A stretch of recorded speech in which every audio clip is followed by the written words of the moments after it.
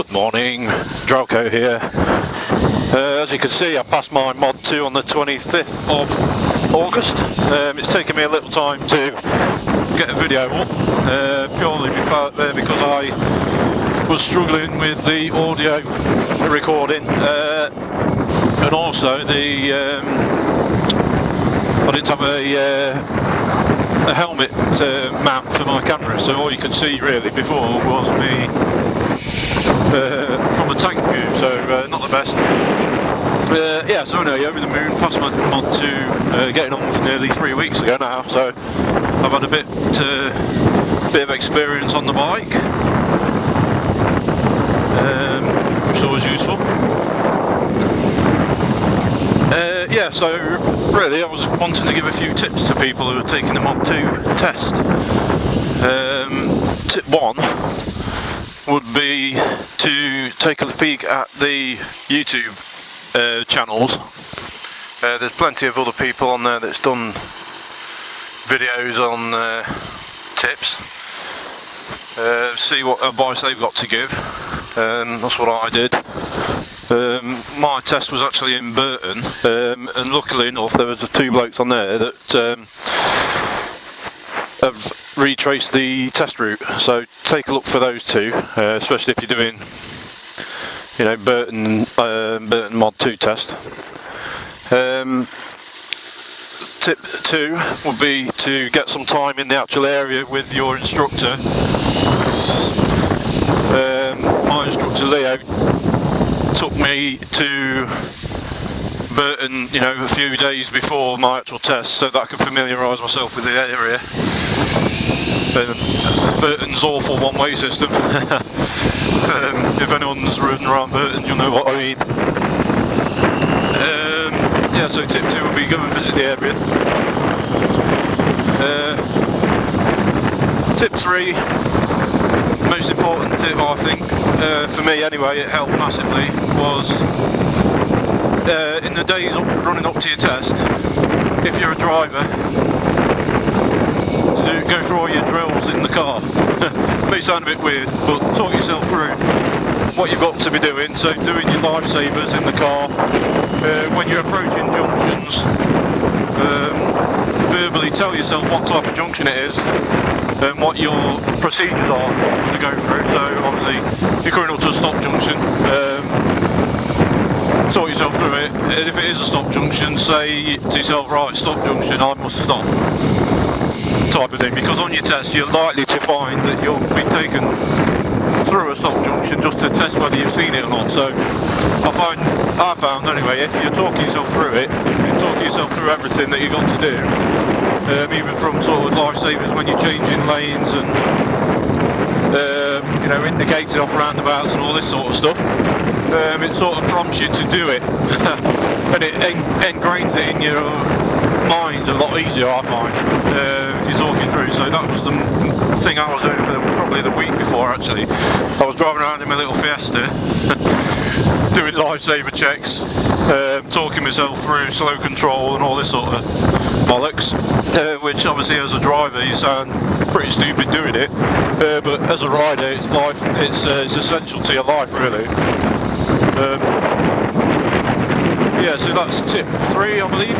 Tip number 4, practice your safety questions, motorcycle safety questions, or show me tell me questions. I'm quite lucky on mine, I only got 2, and they were really simple ones, like show me where you would check the engine oil level, which obviously everybody should know that. It's pretty easy to be honest. Most bikes have got like a little viewing port or a viewing window on the actual engine that shows you the level of the oil.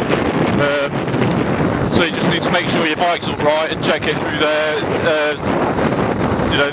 My bike at least has got 2 levels, and then the oil's got a low and a high level. So obviously if you're between those 2 you're sound, aren't you? So my second question was show me how to test your front brakes are working. So simple for that, simply get on the bike, Make sure it was off steering lock, obviously. No need to start it, but roll the bike backwards, pull the front brake in, push the bike forwards and pull the front brake in, and that's as easy as it was for me. But there's also loads of different videos on YouTube of people running through the safety questions on the bike, but they're very similar to what you did on your CVT, really. So stuff like checking your tread wear and all that sort of thing. So yeah, tip 4, check those videos out because they help massively. Also, I ran through some of them in my garage. I was lucky enough to have the bike before, so I was doing all the safety checks, just practicing anyway in the garage. The pre-ride safety checks that you're supposed to do every ride before you go out. So tyre pressures, the fuel level, tread wear, obviously brakes and what have you. So I was running for all them anyway, so I was getting in the mindset of doing these checks.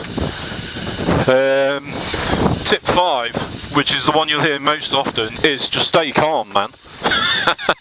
It's if you treat it like a ride out with your instructor, then you can't go too far wrong, because obviously your instructor's put you forward for this. Oh, I'm going to have to do some filtering in a minute. Look.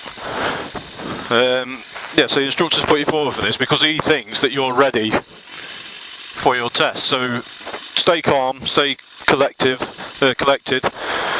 because you are ready for it. Obviously nerves always play a part in things, but if you can battle those nerves, you'll be sound. Yeah, that's it. So thanks for checking the video. So happy I passed the Mod 2, and so will you be as soon as you get it done. Maybe leaving it a little bit late for the riding season now, because, you know, we're approaching being halfway through September now. I think it's the 13th today, so yeah, schools have gone back, that's why the traffic's crap.